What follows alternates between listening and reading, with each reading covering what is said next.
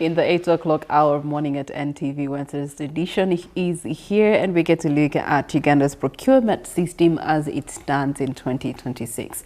I am Priscilla Regina Nelwoga. Welcome to the conversation. Now, we open the doors into one of the most powerful yet least understood engines of public spending here in Uganda, the procurement system. Every road that is built, every hospital that is stocked with machines, every classroom that is constructed, and every public service delivered does pass through the procurement system.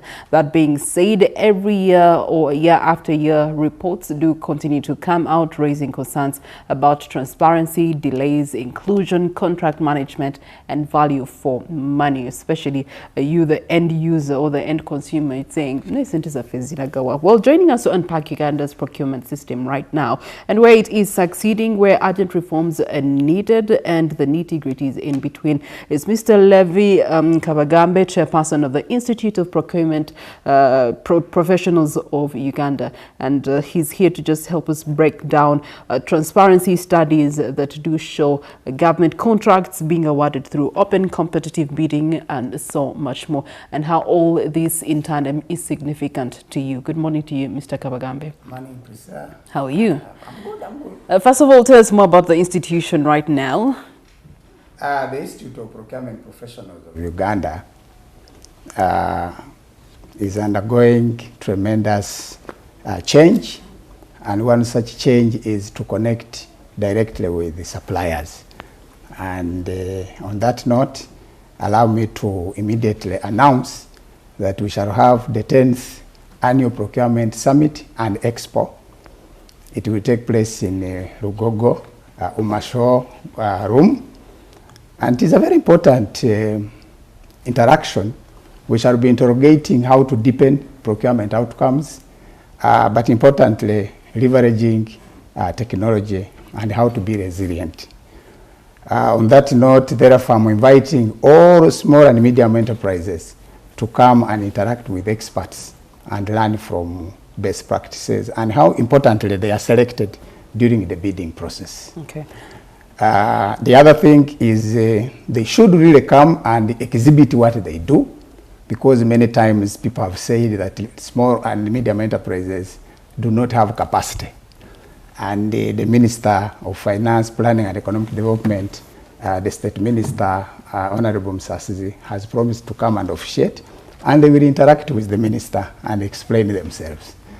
So that's how IPPU is contributing so far into this space of procurement. Okay, so speaking of contribution, one of your opening statements was now how procurement systems can directly interact with the supplier. Uganda's own transparency studies are showing that about 40% of government contracts are awarded through competitive bidding that is open, while significant numbers are handled through direct or restrictive methods. How can taxpayers be confident that they are getting value for their money with the contracts that are being awarded in the country right now? Thank you, Priscilla, for that concern. It has been raised severally, but I want to provide maybe the key pillars of a public procurement system. There must be a policy framework, and in Uganda we have got the National Public Sector Procurement Policy. It provides for all these methods, which we shall highlight quickly. Direct procurement is one of those methods, but also competitive methods exist. Each has got when it is being used. The second point is, another pillar is the institutional framework. There must be an institution really, well developed. We have got PPDA as a regulator. We have got entities that are free to manage their own procurements as per their procurement plans. They have contracts committees that manage those kind of awards. There is a procurement and disposal units that are stocked with experts who manage these procurements, etc. What I'm trying to really raise here is that public procurement uses taxpayers' money, and in a bid to protect taxpayers' money, institutions have been set up. If we use it properly, the taxpayers' money is protected. The experts in procurement ensure that the product being procured uses the right methods and is approved properly. So if these antecedents are cared for, the taxpayer should not be worried. The third pillar is legal and regulatory framework. There must be a law. In Uganda, we operate under the PPDA law, and it has gone through a number of reforms. The objective is to make sure that procurement is not only bogged with laws and regulations, but is also delivering value for money. Many times people wonder, how can government procure at a higher cost when you can walk into a shop and buy it at a very low price? In public procurement, the money you are using is not yours. My grandmother, seated somewhere deep in the village, is not around when you are walking into the shop. So we need clear systems. If the tender should be advertised, you advertise it. Of course, those are bidding costs. Government might be ready to pay an extra for a transparent system than running around in the name of protecting money, and you are not sure who is buying, where have they bought from, which quality are people competing. So legal and regulation framework is very important. But we also need human resource management. Some of times, entities are lacking human capital to process some of these things professionally. And that's when we come in as IPPU. Ours is a professional body to train and capacitate practitioners to ensure that they are on the mark when doing these things. Market practices is another pillar. A lot happens in public procurement, but driven by the market. We do not grow the crops in government. Crops are grown in the private sector. Government only connects the market and the users. So whatever happens in the marketplace affects procurement. Right now, you can see the escalating fuel prices, completely exogenous, but it is affecting procurement. It is affecting pricing. So somebody will say the price of item X, say a generator bought by government, is 500 million. But you are aware, in Uganda, such generators are not manufactured here. So the logistical cost, by the time you reach at what we call a landed cost, the price has gone up. So market practices influence also procurement outcomes and also how people announce it. If you are an individual, you could walk into a shop, negotiate here. They tell you this is a good one. You say, can't you find me something which can work? Because me, I want something which works. Government is a going concern. We are not about what works. What is it that can deliver the services? I've talked about procurement operation. And lastly, integrity and accountability is a key pillar in public procurement. And I know you had started off raising issues on what has come out from some of these things. So as we move on, perhaps we shall dig into some of these aspects, okay, and then see how procurement let's dig into the Auditor General's report that came out recently. Did indicate billions of shillings that are being lost in unplanned procurements, contracts being split, designed to bypass the approval threshold that government holds right now. So I want to find out from you, Mr. Levi, is procurement being driven by national planning, or are we seeing it being driven by loopholes and manipulation of those loopholes in the system?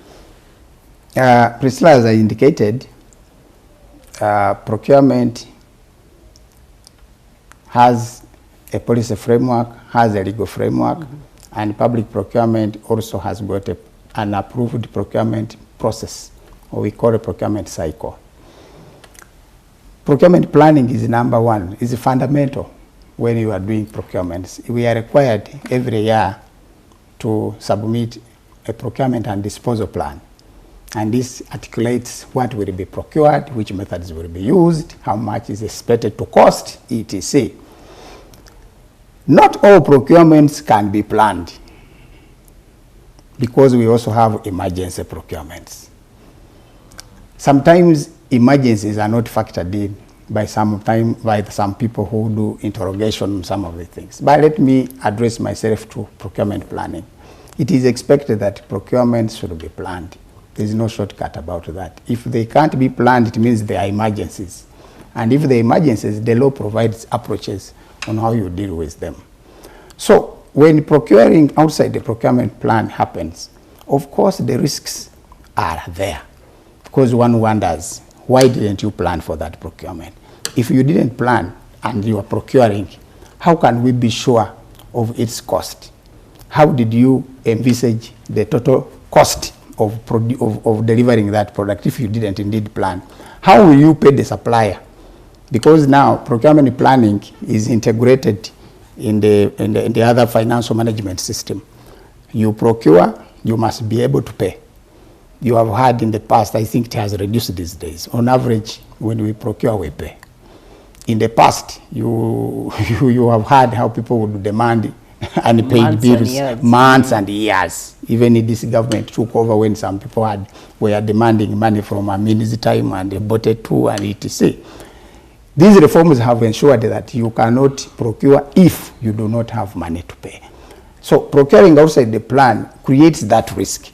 And perhaps the Auditor General's finding, as he has reported it, with some of these recommendations, procurements must be planned. But where they can't be planned, it does not stop them to be procured if they are justified. The process for justification also exists. It is said if you procure without planning, then you should adjust your plans to integrate that procurement and that budget. And then the internal structures like contracts committee, the accounting officer, they are all responsible for these processes. And PPDA gets a monthly report. Through reporting, it enhances this accountability we are talking about. Okay. You know, to me, it is not important. It is not the problem that you procured outside the plan, but did you report what you did? If you did, and you have already mainstreamed it in your other reporting, I think that reduces the worry. How does the regulator ensure that the emergency procurement does not become a cover of favoritism, inflated pricing, or abuse of office? That has been addressed because even emergency procurement has a guideline. So it is guided. It has even defined it. What is emergency? First of all, not every procurement can pass that threshold. If it is arising because of your failure to plan, your laxity, those don't amount to emergency. Actually, poor planning on your part shouldn't cause an emergency on the other. So it must meet those thresholds of emergency. And I will highlight one key one. It must be unforeseeable, and its crystallization, if not addressed, can affect human life or the environment. So if there was a heavy downpour in Kampala and all roads are blocked, buildings are collapsing, you don't expect KCCA to go in the procurement plan as an emergency. Say what is the procurement plan saying? No, you will just quickly take calls, ask some few ready companies to come and understand the job, and those who are ready start on it so that you secure the city. So emergencies really have a higher threshold. You don't just come and claim emergency. Okay. Yeah. You do have the PPDA findings that are also suggesting that there's evaluation stage remaining most corrupt, especially when it comes to processes including bidder collusion and manipulation of scoring. From where you are seated, especially through the Institute, what recommendations would you introduce or have you introduced to protect the integrity of the evaluation committees or those working on them? That is, in the procurement cycle, evaluation has been highlighted as one potential for a high-risk area, and indeed. But I will raise three things here. First, I served on the PPDA board for 8 years, so I'm not a stranger to this phenomenon. Number one, evaluation is not a one-man show. Evaluation, the minimum is 3 people to evaluate a bid. That alone was intended to, if you make a mistake, someone else will see that mistake. And when you are discussing the results, you will enhance each other. If there is any errors, they will be identified. Of course, it was presupposing that when you are 3, you don't carry your individual perspectives in evaluation. You will be moderated. But the other aspect to address that is what we call parallel bid evaluation. It means one bid can be evaluated by 2 or 3 persons or teams with a view to check each other's excesses.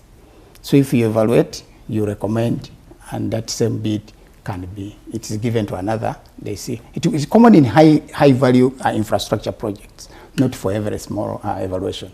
Then the other is, after evaluation, the report is submitted to the contracts committee, again for review and decision. You can imagine that whatever you did in the evaluation report, if it finds a very competent contracts committee, it will interrogate it. Maybe that's why I indicated the human resource management as a key pillar. We have also seen cases where the contracts committee, for lack of a better word, is in a mere institutional framework to do the basic. Since we are a committee, we receive and award. The evaluation committee must be technical. So sometimes some committees have been threatened by the expertise of the evaluation. Said, if they said it is so, who are we to ask? This is a road construction evaluation. You can imagine the engineers have evaluated the tender for a number of days. Yeah. They are even tired. When they bring a report, the contracts committee may not even have expertise. They just believe. Yeah. Where you're standing right now and the evolution that you've seen through public procurement, what would be that one immediate recommendation that you would have in order to see an improvement or upscaling in a better service delivery through our procurement system? This system to be strengthened needs broadly 3 things. Number 1, a very strong policy and implementation framework. In this country, there was a problem. We started with the law and then developed a policy. A policy should be number 1, to chart out the intentions of the country through procurement. What do you want to achieve through public procurement? We started with the law. And the law cannot deliver your intentions. After all, what are they? So after this kind of mess, our government developed a public procurement policy, albeit later, to streamline, to articulate the intentions of public procurement. And then the law, you have seen the law has been reformed severally to attempt to match that. So policy is very important. What is the government interested in? Secondly? The second is a strong legal and regulatory framework. That's why somebody will ask you, what stops me to do it? You hear people saying, what stops me? What stops me? So you need a law. Okay. Then 3, you need a strong cadre, a strong procurement professional team, highly trained, but also highly motivated to do the job. Well, thank you so much, Mr. Levi Kabagambe, Chairperson, Institute of Procurement Professionals in Uganda, for bringing us up to speed with this conversation, and of course how important it is to then streamline accordingly and across the board to ensure that the public procurement system serves Uganda effectively and efficiently. Bring us to the end of this conversation.